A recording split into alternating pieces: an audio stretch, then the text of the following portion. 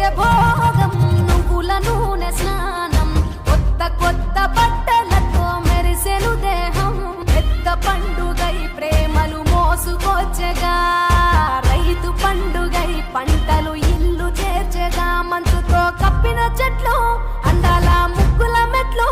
కన్న తల్లి పిలిచినట్లు రమ్మని పిలిచే ఉండే ఎగిరి పుట్టి